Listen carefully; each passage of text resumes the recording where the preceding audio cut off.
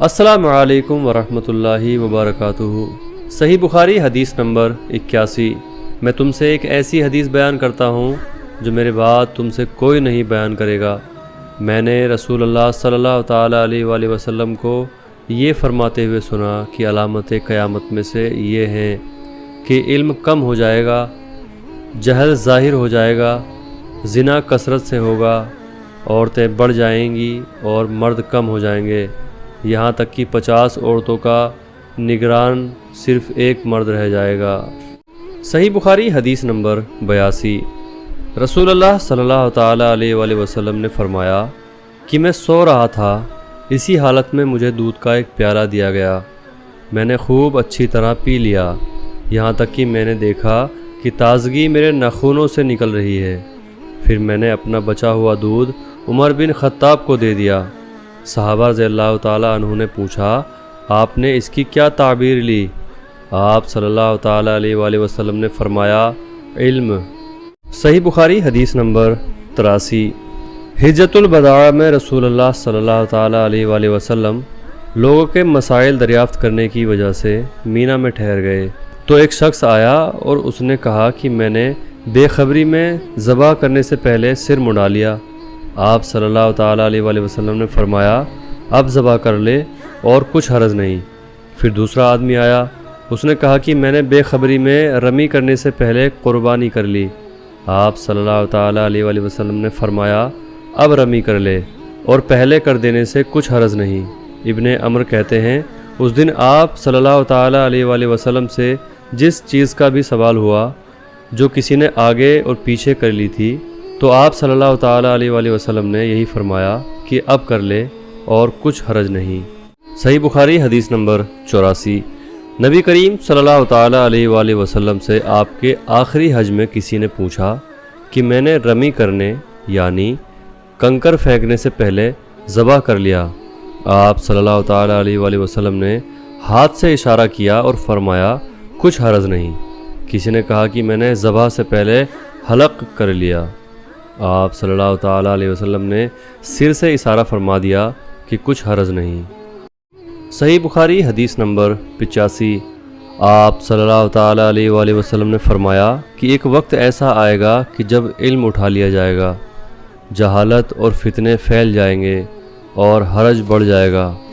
آپ سے پوچھا گیا کہ یا رسول اللہ صلی اللہ تعالیٰ علیہ وسلم، حرج سے کیا مراد ہے؟ آپ صلی اللہ تعالیٰ علیہ وآلہ وسلم نے اپنے ہاتھ کو حرکت دے کر فرمایا، اس طرح مانو آپ صلی اللہ تعالیٰ علیہ وسلم نے اس سے قتل مراد لیا۔ صحیح بخاری حدیث نمبر 86۔ ہم سے موسیٰ بن اسماعیل نے بیان کیا، ان سے بہیب نے، ان سے حشام نے فاطمہ کے واسطے نقل کیا، وہ اسما سے روایت کرتے ہیں کہ میں عائشہ رضی اللہ تعالیٰ عنہا کے پاس آئی، وہ نماز پڑھ رہی تھی۔ میں نے کہا کہ لوگوں کا کیا حال ہے؟ تو انہوں نے آسمان کی طرف اشارہ کیا، یعنی سورج کو گرہن لگا ہے۔ اتنے میں لوگ نماز کے لیے کھڑے ہو گئے۔ عائشہ رضی اللہ تعالیٰ عنہا نے کہا، اللہ پاک ہے۔ میں نے کہا، کیا یہ گرہن کوئی خاص نشانی ہے؟ انہوں نے سر سے اشارہ کیا، یعنی ہاں۔ پھر میں بھی نماز کے لیے کھڑی ہو گئی، یہاں تک کہ مجھے غش آنے لگا تو میں اپنے سر پر پانی ڈالنے لگی۔ پھر نماز کے بعد رسول اللہ صلی اللہ تعالیٰ علیہ وآلہ وسلم نے اللہ تعالیٰ کی تعریف اور خوبی بیان فرمائی۔ پھر فرمایا، جو چیز مجھے پہلے دکھلائی نہیں گئی تھی، آج وہ سب اس جگہ میں نے دیکھ لی، یہاں تک کہ جنت اور دوزخ بھی دیکھ لیا، اور مجھ پر یہ وحی کی گئی کہ تم اپنی قبروں میں آزمائے جاؤ گے۔ مثلیہ قرب کا کون سا لفظ؟ اسما نے فرمایا، میں نہیں جانتی۔ فاطمہ کہتی ہیں، یعنی فتنہ دجال کی طرح آزمائے جاؤ گے۔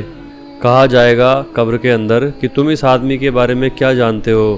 تو جو صاحب ایمان یا صاحب یقین ہوگا۔ کون سا لفظ فرمایا؟ اسما رضی اللہ تعالیٰ عنہا نے، مجھے یاد نہیں۔ وہ کہے گا کہ وہ محمد اللہ کے رسول صلی اللہ تعالیٰ علیہ وآلہ وسلم ہیں، جو ہمارے پاس اللہ کی ہدایت اور دلیل لے کر آئے، تو ہم نے ان کو قبول کر لیا اور ان کی پیروی کی۔ وہ محمد صلی اللہ تعالیٰ علیہ وسلم ہیں۔ 3 بار اسی طرح کہے گا۔ پھر اس سے کہہ دیا جائے گا کہ آرام سے سو جا، بے شک ہم نے جان لیا کہ تو محمد صلی اللہ تعالیٰ علیہ وسلم پر یقین رکھتا تھا۔ اور بہرحال منافق یا شکی آدمی، میں نہیں جانتی کہ ان میں سے کون سا لفظ اسما رضی اللہ تعالیٰ عنہا نے کہا، تو وہ منافق یا شکی آدمی کہے گا کہ جو لوگوں کو میں نے کہتے ہوئے سنا میں نے بھی کہہ دیا، باقی میں کچھ نہیں جانتا۔ صحیح بخاری حدیث نمبر 87۔ ایک مرتبہ ابن عباس رضی اللہ تعالی عنہ نے کہا کہ قبیلہ عبد القیس کا وفد رسول اللہ صلی اللہ تعالی علیہ وآلہ وسلم کی خدمت میں آیا۔ آپ صلی اللہ تعالی علیہ وآلہ وسلم نے پوچھا کہ کون سا وفد ہے یا یہ کون لوگ ہیں؟ انہوں نے کہا کہ ربیعہ خاندان کے لوگ ہیں۔ آپ صلی اللہ تعالی علیہ وآلہ وسلم نے فرمایا کہ مبارک ہو قوم کو آنا، یا مبارک ہو اس وفد کو جو کبھی نہ رسوا ہو نہ شرمندہ ہو۔ اس کے بعد انہوں نے کہا کہ ہم ایک دور دراز علاقے سے آپ صلی اللہ تعالی علیہ وآلہ وسلم کے پاس آئے ہیں، اور ہمارے اور آپ کے بیچ مضر کافروں کا ایک قبیلہ پڑتا ہے۔ اس کے خوف کی وجہ سے ہم حرمت والے مہینوں کے علاوہ اور دن میں نہیں آ سکتے، اس لیے ہمیں کوئی ایسی قطعی بات بتا دیجئے کہ جس کی ہم اپنے پیچھے رہ جانے والوں کو خبر دے دیں اور اس کی وجہ سے ہم جنت میں داخل ہو سکیں۔ تو آپ صلی اللہ تعالی علیہ وآلہ وسلم نے انہیں 4 باتوں کا حکم دیا اور 4 سے روک دیا۔ اول انہیں حکم دیا کہ ایک اللہ پر ایمان لائیں، پھر فرمایا کہ تم جانتے ہو کہ ایک اللہ پر ایمان لانے کا کیا مطلب ہے؟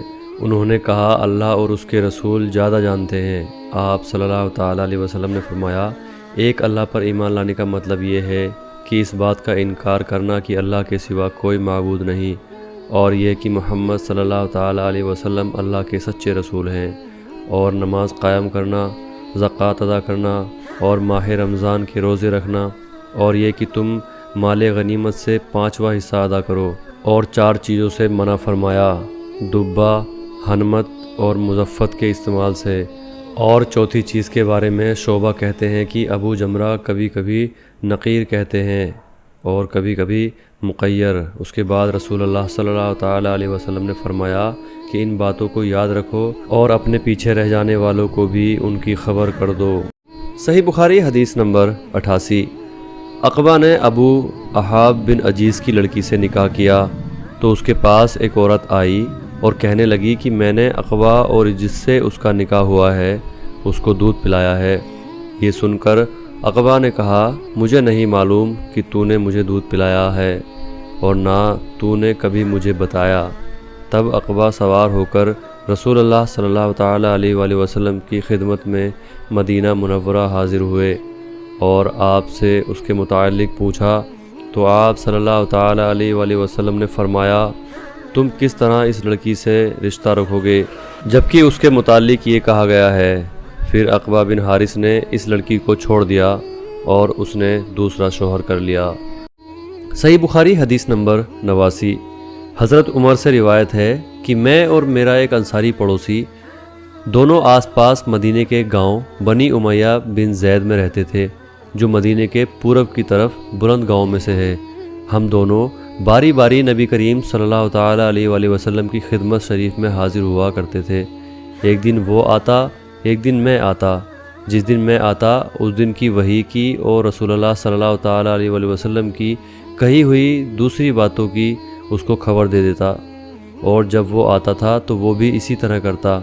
تو ایک دن وہ میرا انصاری ساتھی اپنی باری کے دن حاضر خدمت ہوا، جب واپس آیا تو اس نے میرا دروازہ بہت زور سے کھٹکھٹایا اور میرے بارے میں پوچھا کہ کیا عمر یہاں ہے؟ میں گھبرا کر اس کے پاس آیا۔ وہ کہنے لگا کہ ایک بڑا معاملہ پیش آ گیا ہے، یعنی رسول اللہ صلی اللہ تعالی علیہ وآلہ وسلم نے اپنی بیویوں کو طلاق دے دی ہے۔ پھر میں اپنی بیٹی حفصہ کے پاس گیا، وہ رو رہی تھی۔ میں نے پوچھا کیا تمہیں رسول اللہ صلی اللہ تعالی علیہ وآلہ وسلم نے طلاق دی ہے؟ وہ کہنے لگی کہ میں نہیں جانتی۔ پھر میں نبی کریم صلی اللہ تعالی علیہ وآلہ وسلم کی خدمت میں حاضر ہوا۔ میں نے کھڑے کھڑے کہا کہ کیا آپ صلی اللہ تعالی علیہ وآلہ وسلم نے اپنی بیویوں کو طلاق دے دی ہے؟ آپ صلی اللہ تعالی علیہ وآلہ وسلم نے فرمایا نہیں، یہ افواہ غلط ہے۔ تب میں نے تعجب سے کہا اللہ اکبر، اللہ بہت بڑا ہے۔ صحیح بخاری حدیث نمبر 90۔ ایک شخص حزم بن ابی قاب نے رسول اللہ صلی اللہ تعالی علیہ وآلہ وسلم کی خدمت میں آ کر کہا کہ یا رسول اللہ صلی اللہ تعالی علیہ وآلہ وسلم، فلاں شخص معاذ بن جبل لمبی نماز پڑھاتے ہیں، اس لیے میں جماعت کی نماز میں شریک نہیں ہو سکتا، کیونکہ میں دن بھر اونٹ چرانے کی وجہ سے رات کو تھک کر چکنا چور ہو جاتا ہوں۔ اور لمبی قرأت سننے کی طاقت نہیں رکھتا۔ ابو مسعود راوی کہتے ہیں کہ اس دن سے زیادہ میں نے کبھی رسول اللہ صلی اللہ تعالیٰ علیہ وسلم کو وعظ کے دوران اتنا غضبناک نہیں دیکھا۔